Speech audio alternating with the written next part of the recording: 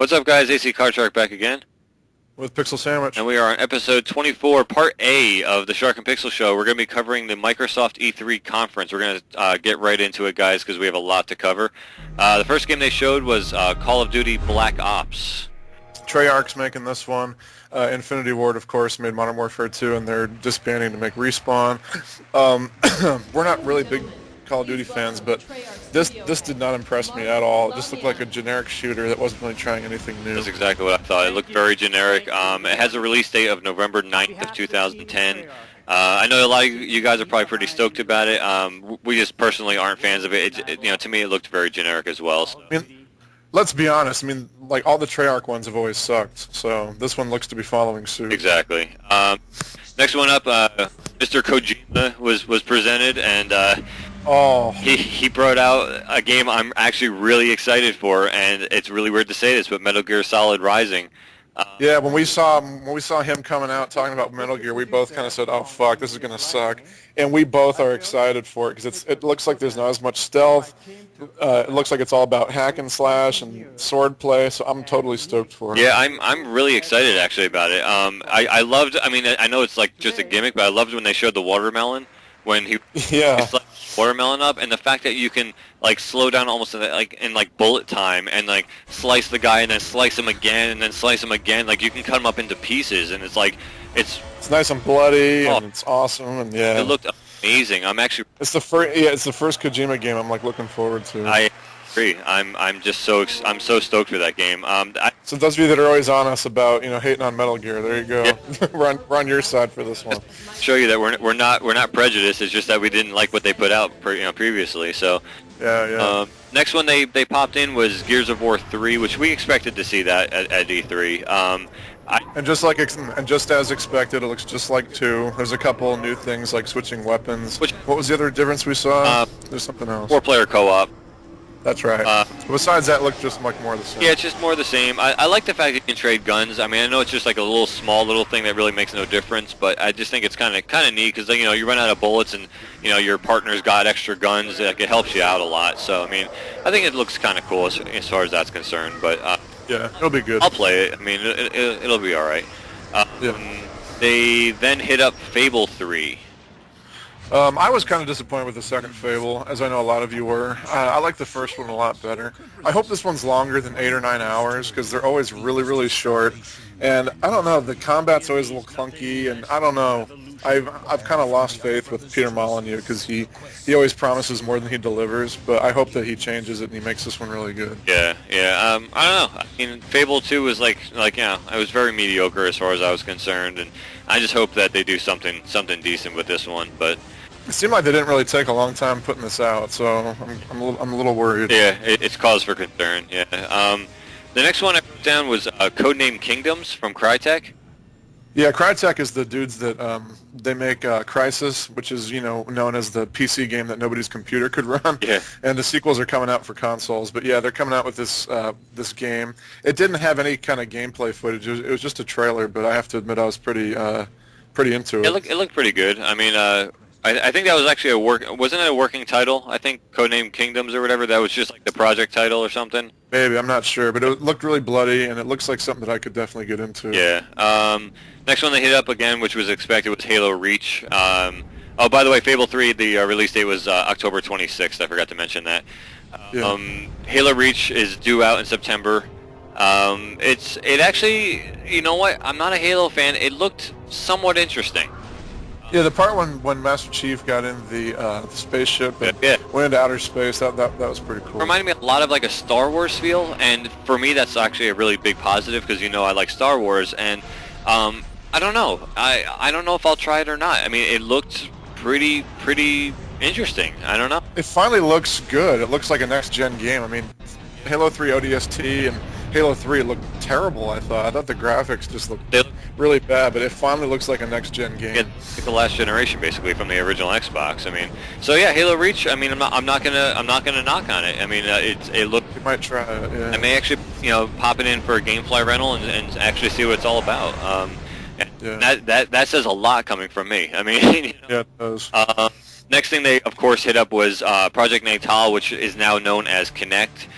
Which is the worst name that they could have picked because it reminds me of a name for like an aerobic game for the PS2 called Kinetic or something like that. Exactly, and you know that they were going after that, like the kinetics and all that kind of stuff, which it makes sense for what they're doing. But they have a release date of November 4th on Microsoft Kinect.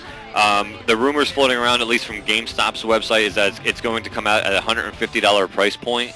And that's a major fail. If they don't lower that, nobody's going to buy it. That really needs to be like a $99.99 type price, I think. Or 90 or 89.99, something under 100. Yeah.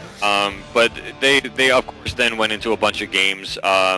The Kinect actually has the Video Kinect where you can video conference, and that really excites me actually because, like you and I, like as everyone knows, like we live across the country from each other, so it'd be really cool to be able to not only talk over our games but to see each other while we play our games. If that's a possibility, they didn't really go into that detail. I know that you can do a video conference and just do that. Yeah, I don't think you're going to be able to play and do it at the same time. I'd be really shocked, and I wouldn't really even care about that because, of course, I'm going to be looking at the game, not you. No offense, but I mean, I feel the same way. But I mean, it'd be cool if they incorporated somehow that, like maybe in the bottom corner of the screen, you actually had that option. But who knows? I mean, I love the fact that you can speak to your Xbox and have it do what you want it to do. Like go to Netflix and it does it. You're definitely a lot more excited about that than I am. Really am. And the fact that like it actually has motion detection where if you move, the camera follows you. I think that's really, really cool. It just reminds me of like something like we're in like the age of the Jetsons now or something. Like it's really cool. But they also hit up a bunch of titles, which nothing really excited me. It was all expected. There wasn't because we're all waiting for that killer app that's going to make us go, oh my God, I need to go buy a Kinect right now, and they just didn't have it. It was all mini-game collections and talking to tigers, and it was bullshit. Yeah, I'm not going to go through the entire list of those. I mean, they were all pretty much generic and arcade type, It looks like Rare made all of them because you can kind of tell like their style. Yeah. And that free game called Joyride from last E3. Yeah. That was supposed to be a free game for your avatar.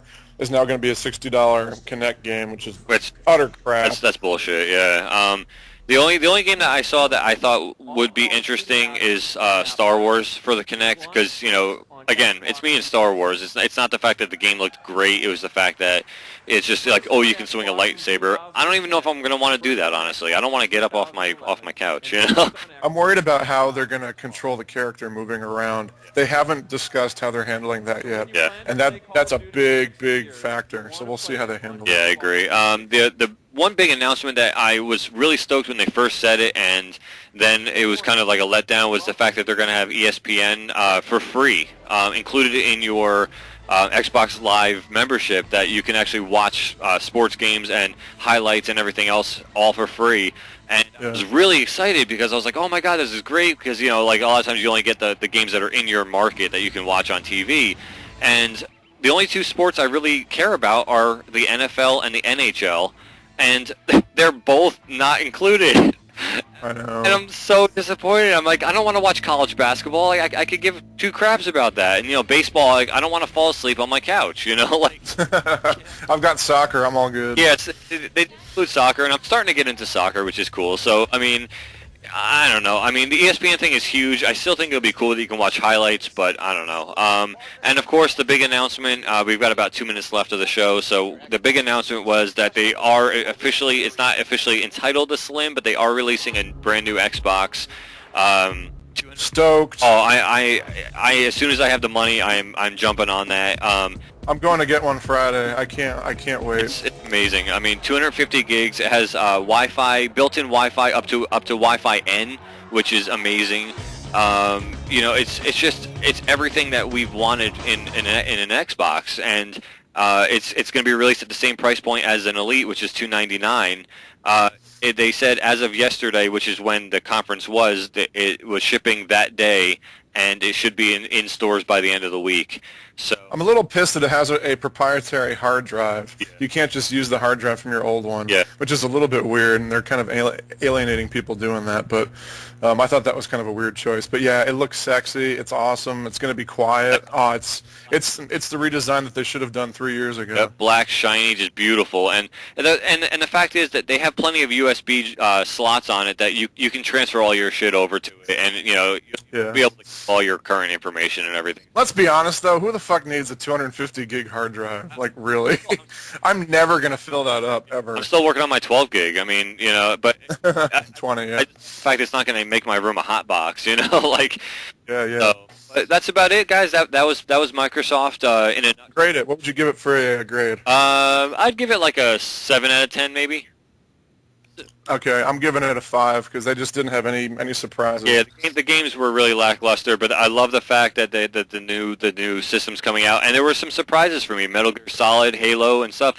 I didn't expect to actually be into that, so I give it a little bit of a higher score. But overall, so mediocre. But that's what I think at least. But yeah, that's gonna wrap it up, guys. That's part A of episode 24. That's the Microsoft E3 conference. Until next time, guys. This is AC Card Shark.